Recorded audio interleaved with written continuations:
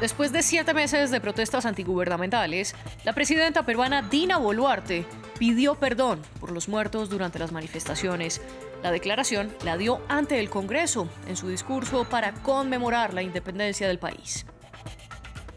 Identifican al nieto número 133 de las abuelas de la Plaza de Mayo en Argentina.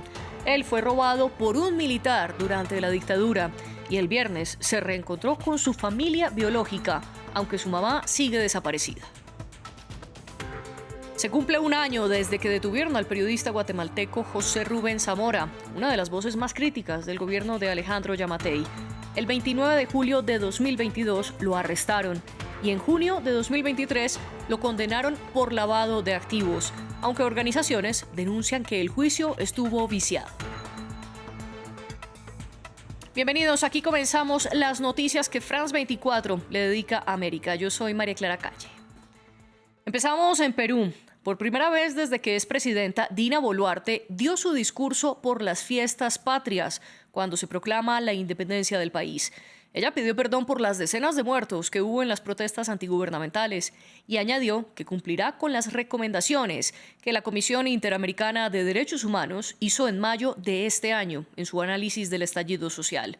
Aunque cuando las conclusiones se conocieron, Boluarte fue escéptica. Andrés Triviño nos amplía.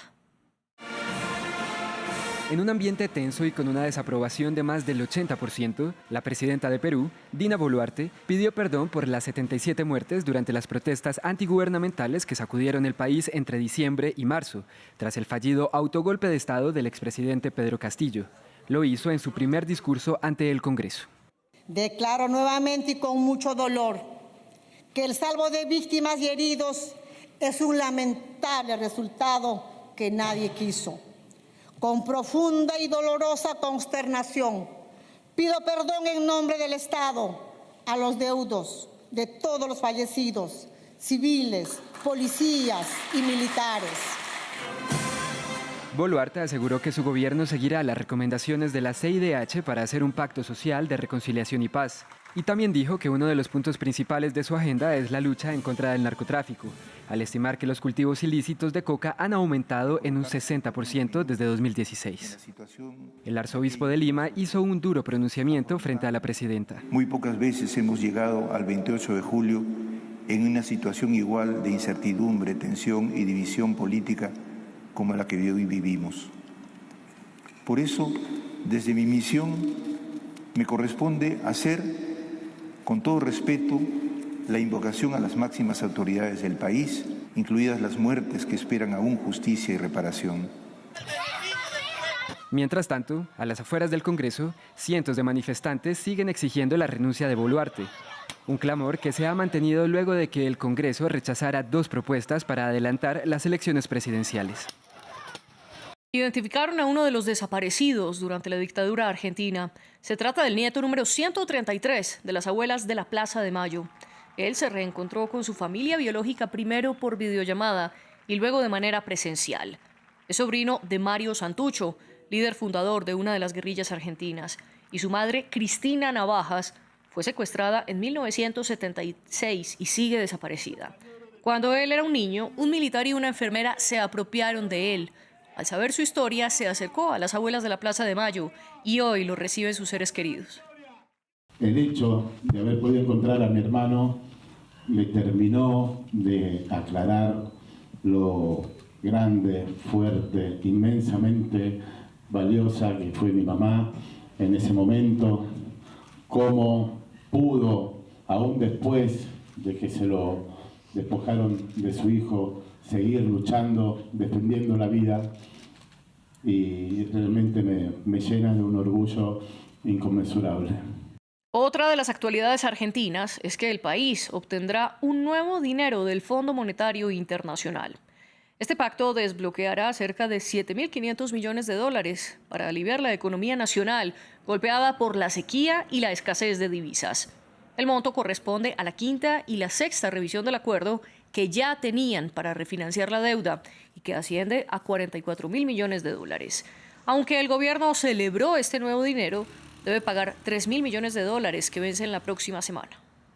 No, básicamente lo que se define es un programa de objetivos y metas, de acumulación de reserva, de equilibrio en las cuentas públicas. No es que hay que entregar absolutamente nada, sino que lo que se define es un programa de cómo llevar adelante cuentas públicas, acumulación de reserva. En ese sentido, digamos, obviamente el hecho de bajar retenciones a las economías regionales a partir de septiembre es una medida saludada. Este sábado se cumple un año de la detención del periodista José Rubén Zamora de Guatemala. La Fiscalía lo acusó de 3 cargos y hace un mes lo condenaron por uno de ellos, lavado de activos. Pero organismos internacionales afirman que el juicio fue amañado, ya que el diario que fundó el periódico publicaba investigaciones que denunciaban la corrupción en el gobierno de Alejandro Yamatei. Nuestro corresponsal para Centroamérica, Andrés Suárez Jaramillo, nos explicó desde Antigua cómo ha sido el proceso. Hace 365 días, José Rubén Zamora fue capturado en su casa como si se tratara de un peligroso narcotraficante. Un equipo de policías especiales subió al tejado de su vivienda, descendió en cuerdas por el patio de su casa y lo arrestó. Él se encontraba con su familia y habría sido tan sencillo como que le hubiesen tocado a su puerta. Mientras a él lo arrestaban, el periódico, el medio de comunicación que él fundó en 1996, estaba siendo allanado y meses después este medio de comunicación se vio obligado a cerrar luego de haber denunciado un cerco legal por parte del gobierno y también presiones del sistema financiero. A Zamora lo acusó la Fiscalía Especial contra la Impunidad, cuyo jefe es Rafael Curruchiche. El juez Freddy Orellana lo acusó de 3 delitos: lavado de dinero, chantaje y tráfico de influencias. Y la fiscal Cintia Monterroso pidió en su contra 40 años de prisión. Y aquí hago un paréntesis, porque estos 3 funcionarios están incluidos en la lista Engel, el reporte que entrega anualmente Washington de los actores que favorecen la corrupción en Centroamérica. Finalmente, el pasado 14 de junio, a José Rubén Zamora lo condenó el Tribunal Octavo de Ciudad de Guatemala a 6 años de prisión por lavado de dinero, por presuntamente haber intentado ingresar de manera irregular al sistema financiero de Guatemala la suma de $38.000. José Rubén Zamora se defiende, dice que es inocente y que su libertad dependerá de quien suceda en el cargo a Alejandro Yamatei. El presidente de México, Andrés Manuel López Obrador, recibió una carta del primer ministro israelí Benjamin Netanyahu, en la que expresa su interés por ayudar en la extradición de Tomás Herón, exdirector de la extinta Agencia de Investigación Criminal de la Fiscalía General y quien está presuntamente implicado en el caso de Ayotzinapa. Se le acusa de ocultar pruebas y torturar a testigos del caso de los 43 estudiantes desaparecidos en septiembre de 2014. Herón era buscado por la justicia mexicana, pero en 2020 fue ubicado en Israel, país con el que México no tiene tratado de extradición.